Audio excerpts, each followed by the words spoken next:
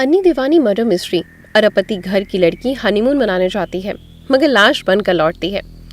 आपने murder mystery और suspense वाली कई फिल्में देखी होंगी, लेकिन इस घटना की कहानी आज जो हम आपको बताने जा रहे हैं वो बिल्कुल ही फिल्मी से भी आगे है। वो किसी फिल्म को भी पीछे छोड़ देगी। जितना सस्पेंस इस मर्डर केस में है उतना शायद ही आपने कभी देखा होगा। ये पूरा मामला अरबपति घराने का था, फिर भी कई सवाल अनसुलझे रह गए।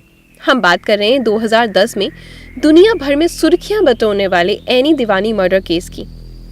आखिर एनी दीवानी मर्डर मिस्ट्री क्या है? इस कहानी में किसका कत्ल हुआ था? कत्ल करने वाला कौन था?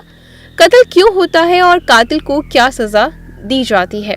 चलिए जानते हैं हमारी इस वीडियो में। इस कहानी में एक के बाद एक कई किरदार आते जाते हैं, मगर जो दो सबसे अहम किरदार है 28 साल की एनी दीवानी और 32 साल की श्री की ये कहानी है। एनी दीवानी का पूरा नाम एनी नीना हिंदोचा था। शादी के बाद ये दीवानी परिवार की बहू बनने की वजह से हिंदोचन से दीवानी बन जाती है। इनका जन्म 12 मार्च 1982 के स्वीडन में हुआ था। अनी के पिता का नाम विनोद हिंदोचा था। विनोद हिंदोचा भारतीय मूल के स्वीडिश नागरिक थे। स्वीडन के अरबपति बिजनेसमैन में गिने जाते थे। विनोद हिंदोचा पहले युगांडा में रहा करते थे, मगर 1970 के दशक में जब युगांडा सरकार ने पॉलिसी बदली और एशियाई लोगों को वहां से मारकर भगाना शुरू कर दिया, तो विनोद हिंदोचा सब कुछ छोड़कर युगांडा से स्वीडन आ गए। एनी स्वीडन में ही पली बड़ी और यहीं उन्होंने अपनी पढ़ाई भी पूरी करी। उन्होंने इनोवेटिव इंजीनियरिंग की डिग्री हासिल करी और बाद में एक मल्टीनेशनल कंपनी में जॉब करने लगी। इस कहानी के दूसरे मुख्य किरदार है शिरीन दीवानी। श्री एंड दीवानी के पिता का भी अच्छा खासा संबंध था, मगर वो भी भारत को छोड़कर ब्रिटेन में बस गए। ब्रिटेन में इन्होंने अपना बहुत बड़ा एम्पायर खड़ा किया और अरबपतियों की लिस्ट में शामिल हो गए। जब शिरीन जवान हुए तो उन्होंने अपनी फैमिली बिजनेस को बढ़ाना शुरू कर दिया और काफी तरक्की भी करी। काम के सिलसिले में अन्नी दीवानी का ब्रिटेन आना जाना लगा रहता था। इसी क्रम में पहली बार एक कॉमन फ्रेंड के जरिए लंदन में शिरीन दीवानी से अन्नी दीवानी की मुलाकात होती है। कुछ समय तक दोनों दोस्त बनकर रहते हैं और फिर धीरे धीरे इन दोनों की दोस्ती प्यार में बदल जाती है।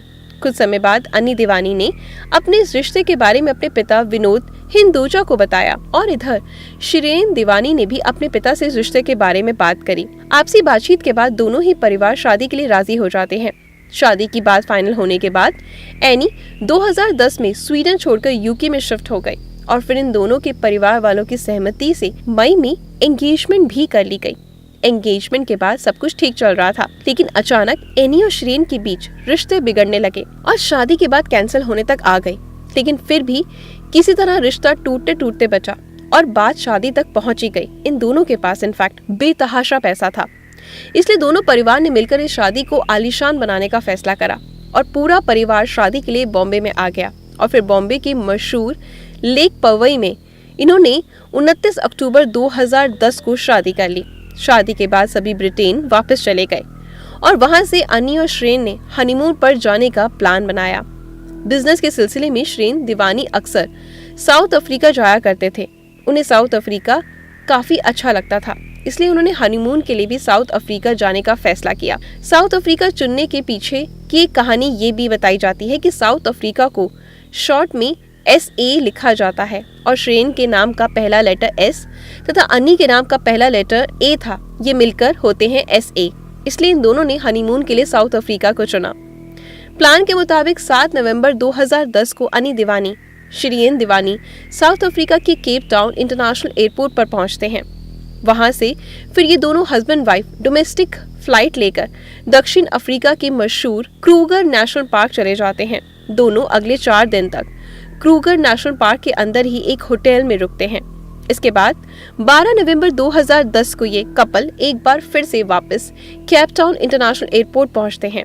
यहाँ इनकी मुलाकात एक टैक्सी ड्राइवर जोला टोंगो से होती है। शिरीन दीवानी जोला टोंगो की ही टैक्सी बुक करते हैं और उस टैक्सी से ये शहर के सबसे महंगे 5 स्टार होटल कैप ग्रेस में चले जाते हैं। 12 नवंबर की रात ये दोनों उसी होटल में बिताते हैं और 13 नवंबर का पूरा दिन भी वो दोनों उसी होटल में रहते हैं। साथ ही आगे घूमने का कुछ प्लान भी तैयार करते हैं।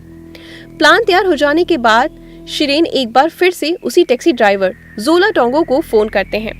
उसे होटल में बुलाते हैं ताकि वो दोनों दिन उसे घुमा सके। जब जोला टोंगा अपनी टैक्सी लेकर कार ग्रेस होटल पहुंचता है तो शिरीन दीवानी कहता है कि यहाँ की मशहूर सुशी डिश आसपास सबसे अच्छी कहाँ मिलती है। तो इस पर जोला टोंगो उन्हें वहाँ से लगभग 40 किलोमीटर दूर मौजूद सर्फ साइड रेस्टोरेंट के बारे में बताता है। ये दोनों सर्फ साइड रेस्टोरेंट पहुँचने के लिए टोंगो फोकस की टैक्सी में बैठकर रात के 8 बजे निकल जाते हैं। रात के 9:33 पर टैक्सी ड्राइवर गुगु लेथु नाम की जगह पर मौजूद सर्फ साइड रेस्टोरेंट में पहुंचा देता है। यहाँ ये दोनों डिनर करने के बाद रात के 10:24 पर उस रेस्टोरेंट से निकल जाते हैं। यहाँ से फिर उन्हें टैक्सी ड्राइवर उसी टैक्सी में बिठाकर केप ट्रेस होटल की तरफ चल निकलता है। टैक्सी चलती हुई गुगु लेथु गांव के करीब पहुंच जाती है और यहाँ से होटल की तरफ जाने के लिए एक तीखे मोड़ पर ड्राइवर टैक्सी को धीरे करता है। अभी टैक्सी मुड़कर मुख्य सड़क पर आ पाती उससे पहले ही अचानक एक व्यक्ति ठीक गाड़ी के सामने आ जाता है। जोर से सामने वाले शीशे पर अपने हाथ से मारता है।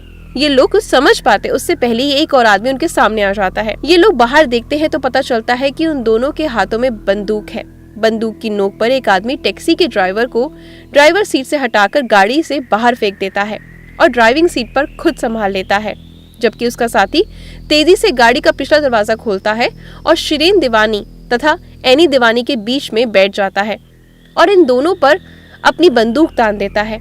इधर ड्राइविंग सीट पर बैठा हमलावर कार को आगे बढ़ाता है। गाड़ी की पिछली सीट पर बैठा अपराधी शिरीन से उसका पर्स, स्टाइलिश घड़ी, मोबाइल सब कुछ छीनता है और लगभग 20 मिनट बाद एक जगह गाड़ी धीमा करता है और शिरीन को गाड़ी से बाहर फेंक देता है।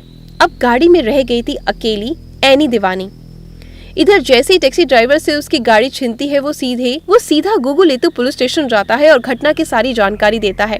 इधर 20 मिनट बाद जब अपराधी शिरीन दीवानी को भी गाड़ी से बाहर फेंक देते हैं तो वो भी मदद के लिए आसपास भटकने लगती है और आखिरकार एक व्यक्ति पुलिस को फोन करके घटना की जानकारी देता है। घटना के बाद रात के 12:48 पर शिरीन दीवानी होटल केप ग्रेस वापस पहुंच जाता है। उधर 1:17 पर ड्राइवर जोला टोंगे की पुलिस लेकर उसी होटल केप ग्रेस में भी पहुंच जाता है और उसका बयान दर्ज करवाता है। शिरीन दीवानी का बयान दर्ज किया जाता है। दोनों के बयान अलग अलग दर्ज करवाए जाते हैं, फिर भी दोनों के बयान बिल्कुल एक जैसे मिल जाते हैं। ड्राइवर का बयान दर्ज करने के बाद उसे आजाद छोड़ दिया जाता है और शुरुआती जांच पड़ताल में पता चलता है कि ये शिरीन दीवानी एक अरबपति बिजनेसमैन है। दूसरी तरफ उनकी पत्नी अन्नी दीवानी जो अब भी अपराधियों के कब्जों में थी, वे एक अरबपति परिवार से आती है। ऐसे में मामला बहुत ज्यादा हाई प्रोफाइल होने की वजह से साउथ अफ्रीका पुलिस वाले अपनी कोई स्पेशल टीम निकालते हैं और एनी दीवानी की खोज में लग जाते हैं। इधर पुलिस द्वारा स्वीडन में मौजूद एनी दीवानी के पिता विनोद हिंदोचा को भी बेटी के गायब होने की खबर मिल जाती है और वो रात में ही साउथ अफ्रीका आने के लिए एयरपोर्ट पहुंच जाते हैं।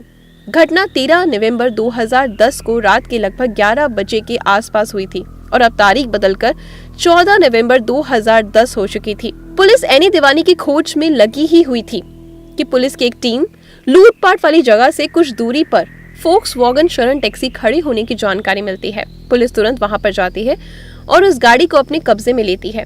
गाड़ी की तलाशी ली जाती है तो गाड़ी के पिछले हिस्से में सीट के नीचे अन्नी दीवानी की लाश पड़ी होती है। पुलिस तुरंत लाश के कब्जे में लेती है। साथ ही फॉरेंसिक टीम बुलाकर सबूत इकट्ठे किए जाते हैं और गाड़ी को भी जब जांच के लिए भेज दिया जाता है। अन्नी की लाश की खबर अन्नी के पति शिरीन दीवानी और अन्नी के पिता विनोद हिंदोसा को भी दे दी जाती है, जो अब भी अपनी फ्लाइट का इंतजार कर रहे थे।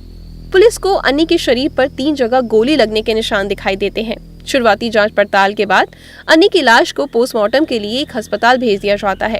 इधर रात के 11 बजे अन्नी दीवानी के पिता विनोद हिंदोसा भी साउथ अफ्रीका पहुंच जाते हैं। अन्नी की लाश देखने के बाद खुलासा होता है कि उसके पास व्हाइट गोल्ड और डायमंड के ब्रेसलेट गायब हैं। उसकी स्पेशल एडिशन की वॉच गायब थी तथा उसके पास जो ब्लैकबेरी का फोन था वो भी गायब है। कुल मिलाकर अन्नी के पास जितनी भी चीजें थी वो सब गायब थी। उन सभी की कीमत 5 लाख से ऊपर की थी। इधर पोस्टमार्टम रिपोर्ट भी आ जाती है जिसमें शरीर पर सिर्फ एक गोली लगने के सबूत मिलते हैं। पोस्टमार्टम के दौरान किसी भी तरह की यौन हिंसा या फिर बलात्कार की पुष्टि नहीं होती। इस तरह मामला साफ होता है कि अपहरण सिर्फ लूटपाट की नीयत से किया गया है। लेकिन सवाल था कि जब लूट के लिए अपहरण किया गया तो अन्नी की हत्या क्यों की गई। पुलिस इसका जवाब ढूंढने में लग जाती है। अब तारीख हो चुकी थी 15 नवंबर 2010। गाड़ी और लाश मिलने के बाद पुलिस पर भारी दबाव आ जाता है कि वो जल्द से जल्द अन्नी दीवानी की कातिलों का पता लगाए। इस सिलसिले में पुलिस लगातार छापेमारी करना शुरू कर देती है, लेकिन पुलिस को कोई भी सुराग नहीं मिलता। इसी बीच पुलिस को ध्यान आता है कि गाड़ी के ड्राइवर ने अपने बयान में कहा था कि सबसे पहले गाड़ी के अगले शीशे पर एक अपराधी ने अपने पंजे से हमला किया था। इसलिए पुलिस तुरंत फॉरेंसिक टीम के पास पहुंचती है और अगले शीशे से फिंगरप्रिंट निकालने की कोशिश की जाती है। किस्मत से पुलिस को वो फिंगरप्रिंट मिल जाता है। उस फिंगरप्रिंट को फॉरेंसिक लैब भेजा जाता है। पुलिस रिकॉर्ड से उस फिंगरप्रिंट की मैचिंग की जाती है। थोड़ी कोशिशों के बाद वो फिंगरप्रिंट पुलिस रिकॉर्ड में पहले से ही दर्ज ओली ले नाम के व्यक्ति से मिल जाती है। ये ओली ले छोटा मोटा क्रिमिनल था जो पहले भी छीना झपटी लूटपाट के मामलों में कई बार जेल जा चुका है, लेकिन इसने कभी भी किसी की हत्या नहीं करी। पुलिस अब तुरंत ओलिनी को ढूंढने में लग जाती है, लेकिन 15 दिन तक इसका कोई पता नहीं चलता। पुलिस हार नहीं मानती और फिर अपनी कई टीम सिर्फ ओली को ढूंढने में लगा देती है। इस तरह 16 नवंबर 2010 की रात को खलीजा नाम के गांव से उसे गिरफ्तार कर लिया जाता है। पुलिस पूछताछ शुरू करती है तो ओली कहता है कि उसे इस तरह की कोई घटना को अंजाम नहीं दिया, लेकिन जब पुलिस सख्ती से पूछती है तो वो मान लेता है कि उसने अपहरण जरूर करा है, लूटपाट में भी उसका हाथ था, लेकिन उसने अन्य दीवानी पर गोली नहीं चलाई, बल्कि शिवम द्वादी नाम के तीसरे व्यक्ति ने बैग छीनने के दौरान अन्य दीवानी पर गोली चला दी थी, जिससे अन्नी की मौत हो गई। इसके बाद पुलिस उस तीसरे बंदे को खोजने में लग जाती है। उधर पुलिस जब तीसरे इंसान को यानी तीसरे अपराधी को जब ढूंढने में लग जाती है, पूरी कागजी कार्रवाई करने के बाद अन्नी दीवानी के पिता को अन्नी की लाश सौंप दी जाती है।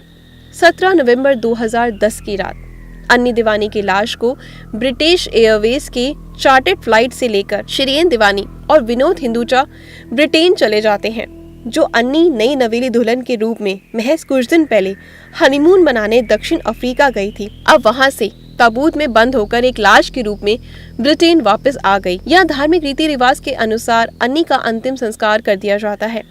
इधर दक्षिण अफ्रीका में पुलिस अब भी पूरी जान से उस तीसरे अपराधी को खोजने में लगी थी। इसी खोजबीन के दौरान पुलिस को एक मुखबिर द्वारा उस तीसरे अपराधी के लोकेशन की जानकारी मिलती है।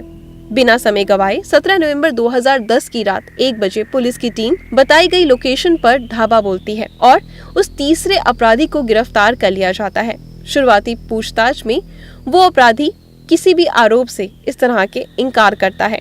जब पुलिस सख्ती से पूछताछ करती है तो यहाँ पर वो तीसरा अपराधी मोंडे मोलाम्बो के एक नाम के शख्स का जिक्र करता है और कहता है कि इसी ने मुझे किसी से मिलवाया था और उसने मुझे ये सब कुछ करने को कहा। पुलिस कड़ियों को जितना सुलझाने की कोशिश कर रही थी, आगे बढ़ती इन्वेस्टिगेशन के साथ वो उतनी ही उलझती जा रही थी। अब पुलिस उस नाम के शख्स को ढूंढने में लग जाती है। पुलिस अपने रिकॉर्ड में इस शख्स के बारे में जानकारी जुटाने की कोशिश करती है, लेकिन कुछ हाथ नहीं लगता। थोड़ी तहकीकात के बाद पुलिस को पता चलता है कि पास के ही कोलिसियम होटल में बतौर रिसेप्शनिस्ट काम करता है और ये सब जानकारी वो जुटा लेते हैं।